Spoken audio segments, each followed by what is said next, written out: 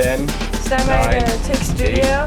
7, 6, Standby 5, camera 1, mics 1 and 2. 3, 2, 1. Take studio.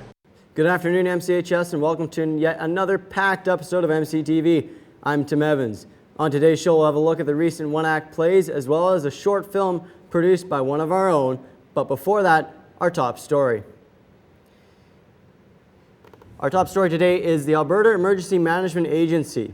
Every year, Alberta is faced with a variety of severe weather events, ranging from tornadoes to hailstorms to flooding.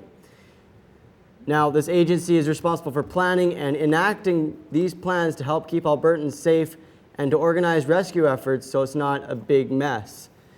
I went out to investigate the Alberta Emergency Management Agency and find out what they do and their history of dealing with disasters. Edmonton, July 31st, 1987. An F4 tornado struck Edmonton, staying on the ground for an hour, killing 27 and injuring 300. A day that will always be remembered as Black Friday, and a day that changed meteorology forever. Out of this devastation came the Alberta Emergency Management Agency. Headquartered in Edmonton, AEMA is responsible for notifying the public of severe weather like tornadoes, ice storms, wildfires, and flooding, and organizing rescue efforts and emergency response teams. We know emergencies are going to happen. Our plans all revolve around protection of life, protection of property, protection of the environment, and protection of the economy. And when these plans do get put in place, it will take time for emergency personnel to gain control of the situation. Unfortunately, a lot of people have a misconception that if a disaster happens, they will receive aid immediately. That's what we try to do. However, in a significant disaster, such as the Edmonton tornado in '87, where the ability to respond is overwhelmed by the need, people need to be able to look after themselves for life and limb for up to 72 hours.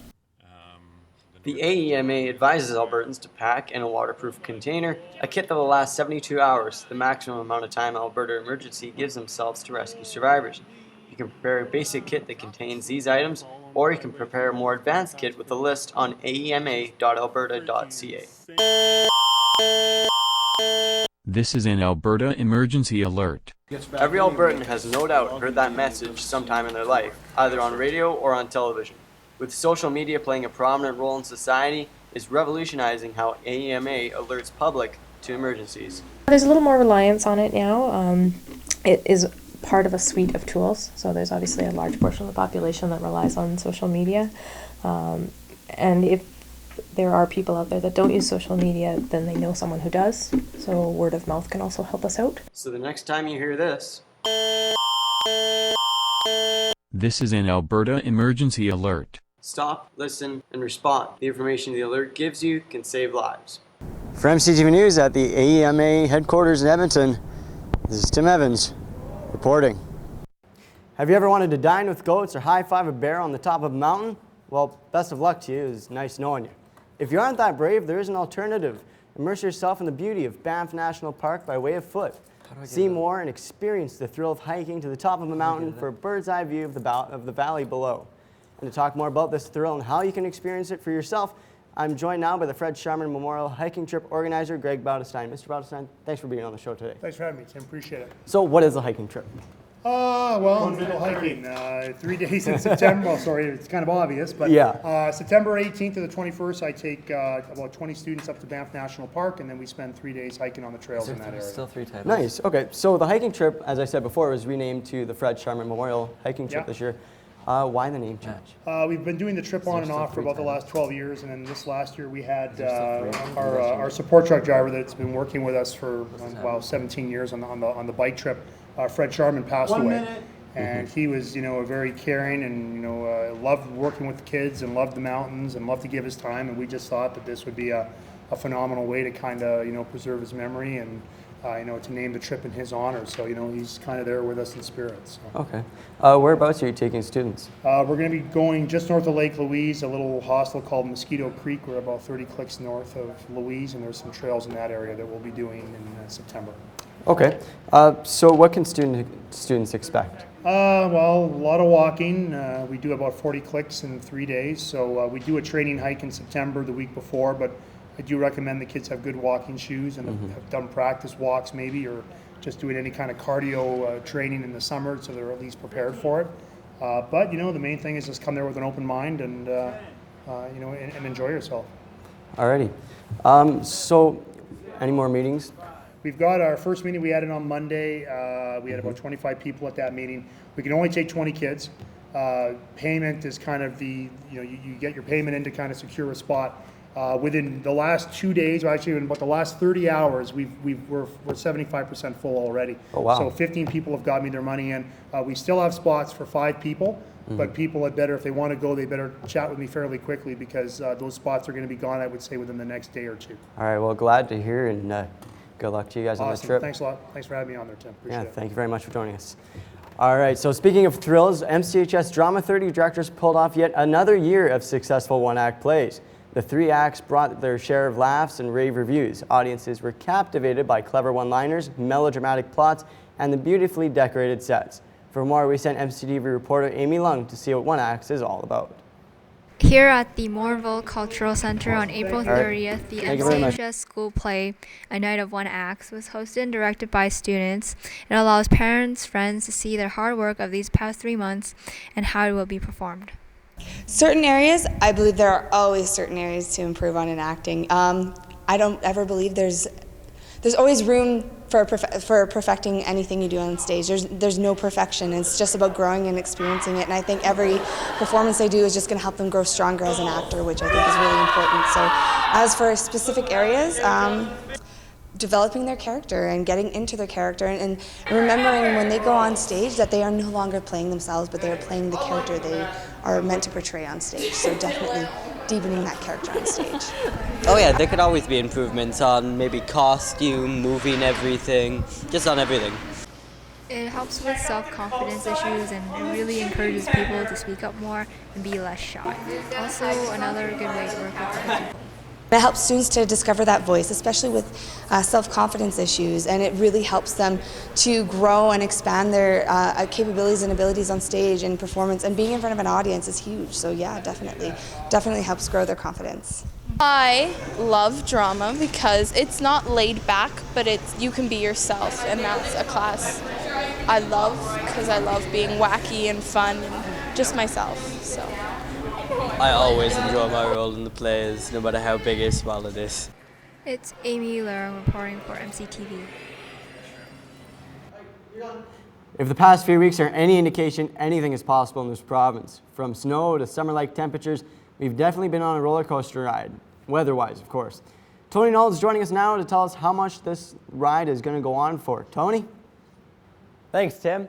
So we have pretty warm weather throughout the country. As you can see up in Whitehorse, we have some sun and clouds at plus 14. Yellowknife, we have plus 6 with some sun and clouds. Vancouver, sunny, 21 degrees, beautiful weather out there. Regina at 16 with some sun and clouds, as well as Winnipeg with the same weather, just plus 13. Toronto, we have pretty cloudy, not too sunny down there, but it's plus 22. Montreal at sunny, 29. It is boiling, beautiful day out there. If you're going to Toronto today, then you're gonna love it.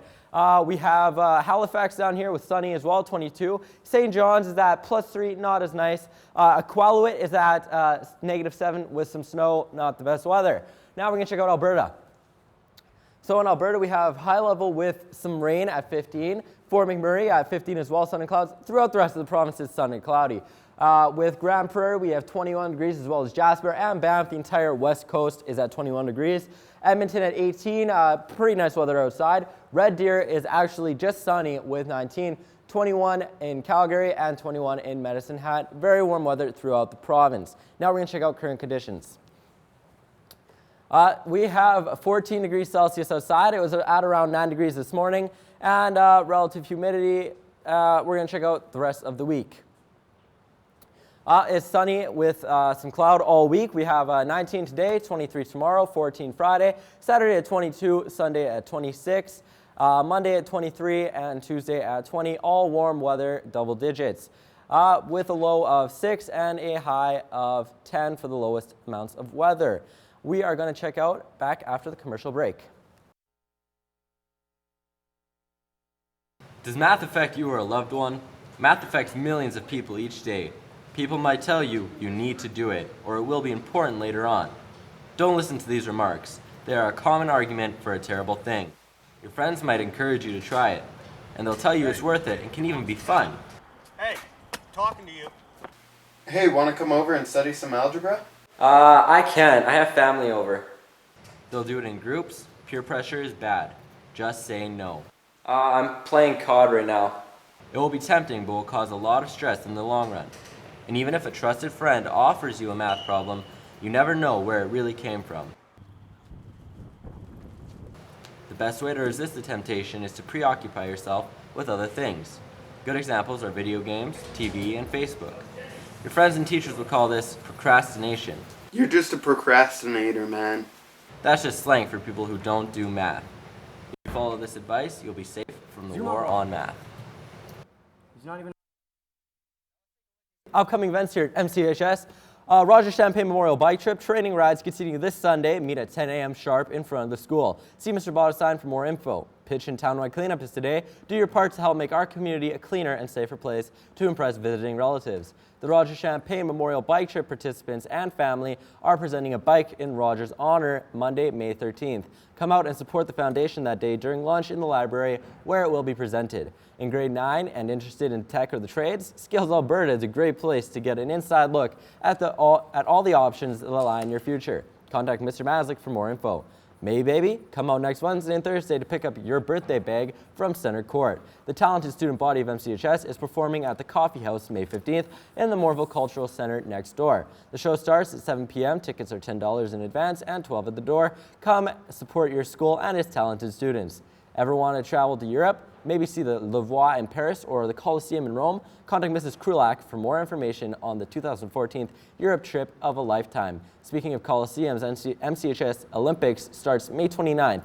Support your team by wearing your Block 1-2 team colors. Contact Mr. Owen, Mr. Michael, or Block 1-2 teacher for more info.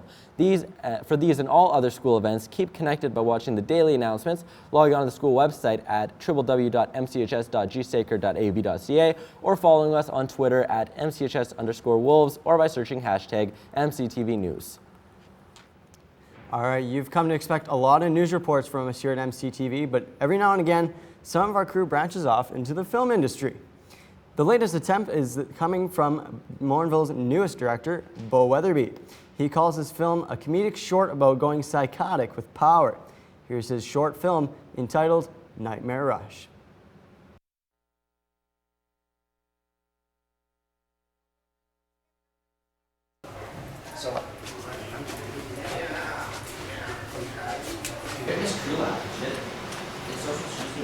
Go, get your work done, Paul! Come on, go! Get your work done! Come on, let's go!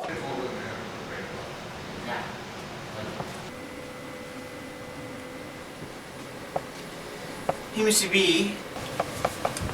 Hey, Tim's been acting really weird lately. Have you noticed anything? Yeah, I let Tim direct the show this week, so he may be a little drunk on power. You know what? Ignore me, he'll probably go away. Later that day. Paul, I need this piece done by Tuesday. I don't have VTR. Wednesday, we got a show. We gotta go, go, go, go, go. Not on my watch. Derp, derp, derp, derp, derp, derp, derp, derp, derp, derp, derp, derp, derp, derp, derp, derp, derp. Coming up on the May 14th episode of Morinville's #1 news source, we'll have a look at the Spirit of the North Karate Tournament hosted by DeSauce School of Karate, and we'll also have a look at the benefits of a skate park that can bring to communities. We'll also have a comedic short from our very own Beau Weatherby. All that in your weather team forecast in our May 8th program. Well, that's our show for today. Tony, how's the weather shaping up? It looks like we finally got out of winter and we're heading into summer now, so things are looking pretty good. Finally, it's about time. For all of us here at MCHS, thank you for tuning in. I'm Tim Evans. And I'm Tony Alt. Have a good afternoon, MCHS, and remember, keep it classy, Morinville.